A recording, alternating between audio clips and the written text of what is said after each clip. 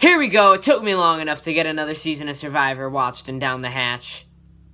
Ah, Survivor Marquesas. Back to the beach indeed. Birthplace of the saying, oh my heck, and the first ever completely dysfunctional tribe in Maraamu. So, let's get into it. Starting with the tribe that didn't have the winner, Rotu, and might I just say that everyone says that Maraamu was a train wreck, which, although I agree, Rotu wasn't perfect either. I mean, sure, they started out as if they were just a bunch of tourists on vacation, but by the jury phase, there were 7 out of 8 Rotu still competing, and there was an obvious pecking order, which we'll get into later. It kills me to put my man Gabe this low, but he was the only original Rotu to get booted pre-merge. So what happened to such a well-liked guy, you may ask? Well, let's take it to after the 4th Tribal Council, somewhere between days 13 and 14. There had been a huge tribe swap, with Kathy, Pascal, and Nalea switching to Maraamu, while Sepia, Sean, and Rob went to Rotu. Finally, Rotu loses an immunity comp, which sends them into a bit of a frenzy. I mean, someone's got to go, and Vishan and Boss and Rob literally arrived at Rotu camp just a few days before. One of them should get the boot, right?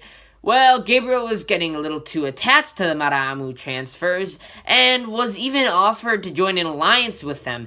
Besides that, he started to show that he wasn't really there to win, and was only doing it for the experience, which didn't set well with John Carroll, who formed a sort of coup to get Gabriel out. I credit this as the start of the Ruthless Rotu alliance with John, Tammy, the General, and Zoe. Speaking of Zoe, she's next! At first I liked her, but I felt like she got little to no camera time, and after the alliance I mentioned earlier came to power, she seemed a little bit more relevant, but spoiler alert, the alliance crumbles almost instantly, and following the elimination of John, Zoe, Tammy, and General, all stuck together strategically, but turned on each other emotionally. Sure, Urchin Gate was pretty memorable, more on that a little bit, but another moment I'll never forget, and a moment that I think is kind of underrated in Survivor history, was following John's booting. Zoe and Tammy were walking around, and suddenly, out of nowhere, Zoe just turns to her and says, "You know what, Tammy? I never liked you from the moment we met." I mean, that's pretty cold, especially considering that she said that to her ally. I mean, I would have never said that to my enemy on the show. She must have figured she was on her way out because she was voted out at the following tribal council, becoming juror number 2. Similarly to Zoe, Tammy seemed sort of almost non-existent on her tribe, with most of the first few confessionals belonging to people like Pascal, Kathy, Nalea, and I guess John. She also sort of blossomed a bit after the merge, winning 2 consecutive immunities and tying with Kathy and Vesepia for the most immunity wins that season. The reason why she's above Zoe is because of her stats, but the reason she's so low, besides the fact that she was part of one of the most disappointing alliances ever, is because of her character. She always seemed sort of cold. I mean, she called Zoe the B word behind her back in a confessional. Yes, this was right after Zoe said that she didn't like her. And Tammy also rather abrasively called Vesepia and Nalea out at the final tribal council for being hypocrites concerning their morals and how that shaped their gameplay. Say what you will about that, but Rosie O'Donnell even compared her to Sue Clark from Borneo at their live reunion. Wait, there's another Rob? Well, this is gonna be so confusing. We totally didn't have 2 Kims in Survivor Africa. Anyways, Robert, who went by his nickname, The General, had very humble beginnings for such an awesome moniker. Early on he was sick, and then a few more days in he cut his toe pretty badly. He sort of flew under the radar until joining the aforementioned alliance with Zoe, Tammy, and John, and even though those people were picked off one by one, he was the last to go, so it kind of felt like he was the favorite of the majority. By the final 7, he was on his last days, and even tried rigging a pig snare to score points with the rest of his tribe. But he ended up winning immunity that night, so it didn't really matter. Tammy was booted, and by the next council, the General's fate was kind of up in the air. He could just sit there and become the next casualty or side with, of all people, Kathy. At this point, Kathy, Sean, Pascal, Nalea, and Vesepia were all in sort of a fluid alliance. They worked together frequently, but some were more loyal to others within the alliance. Pascal and Nalea were basically father and daughter, and Sean and V were working together as well. So if General teamed up with Kathy, maybe he could last longer. Nope.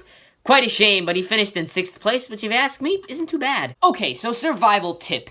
If you and the boys are going camping in the Marquesas Islands and you happen to get stung by a sea urchin, get one of your buddies to pee on you.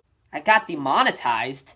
I wasn't even monetized. I had like 60 subs in one video with 1,000 views. Yeah, John also had a rough Survivor upbringing. While looking for food, he was stung by a sea urchin, and Kathy had a pee on his finger, which is very weird to watch. This happened in the same episode the general cut his toe open on a rock, and even later in the exact same episode, John was bit through the fingernail by some other sea creature.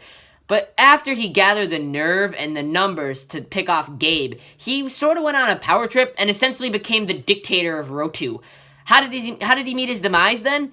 Well, let's take it to the 6th day of the merge. And the competition is one of those trivia comps where if you get a question correct, you can cut an opponent's ropes until the only one who has ropes left wins. Sean and Vesepi were immediately eliminated because they were the only remaining Maraamus. And after that, Pascal and Nalea were cut next, pun intended. After all that was said and done, and Tammy won immunity, Nalea freaked out and basically told Kathy and Pascal that if they don't team up with Sean and V, they're next once Maraamu has been wiped clean. They all listened, and poof, just like that, John, Zoe, Tammy, and the General became the minority of the Soliantu tribe. Sean and Boston Rob were feuding with John anyway, so the 5 voted him out, making this ultimate survivor allegory, making this season the ultimate survivor allegory to the Russian Revolution. I absolutely loved Pascal, but I put Roger on number 1 for Kucha in season 2. So why is Pappy so low? Well, gameplay-wise, he didn't do anything, and I know neither did Roger really, but Roger was one of 4 likable people on Kucha, and there are, kind of more likable people on Rotu. I mean, Pascal did win 2 individual reward challenges, but he was just sort of the guy everyone liked. If Pappy made it to Final 2, he would probably win in a landslide. By far, Pascal is one of the most robbed players, because he was literally sent home by pure chance. Basically, at the Final 4, Kathy aligned with Vesepia because they both knew that if Nalea and Pascal made it to Final 3, they would take each other to Final 2. This resulted in a tie-in votes between Kathy and Nalea. This was the first tie all season, and unlike the first 3 seasons, they didn't go off of previous voting history or like the tiebreaker game. Instead, they had the 4 decide on who will go, which seemed sort of harsh considering the 2 people in question were not only there, but had to contribute to the discussion. Ultimately, they agreed that this was a decision none of them could agree on, so Probst had Nalea, Kathy, and Pascal draw rocks. Vesepia had immunity, so she didn't have to. Whoever drew the purple rock had to go. You already know who had the purple rock. What a shame. Now I know Pascal is like 76 right now, but I would advocate for him to return. This was tough because I like Pappy and Nalea equally, but for the top 3, I couldn't in good conscience not go off of gameplay. Like I said, Pascal didn't really play the game, and neither did Nalea until, in her words, day 24. It's really hard for me to pinpoint anything strategic-wise to argue why she's so high on this list, but she was always sort of the fan favorite, and like I said, she coined the phrase, "Oh my heck!" But by far the cutest Nalea moment was during the family visit reward challenge at the Final 6. Nalea's mother is literally just a smaller, older Nalea, and it's hilarious and adorable at the same time. Besides that, other interesting tidbits regarding Nalea is that she's the first Mormon to compete on Survivor, and subsequently she's the first Survivor contestant that hails from the state of Utah. I'm sorry, but I could just not sleep tonight if Kathy was not at number 1. She started off as sort of the social pariah of the Rotu tribe, being seen as the uptight old lady stereotype. She was quickly proved worthy of her Rotu members' loyalty and continued to make new friends in Gina and Sarah after the tribe swap. At the merge, she almost struck a deal with the Boston Rob, but ultimately turned around and stuck a knife in his back. She also decided to vote him out too. I'm just kidding!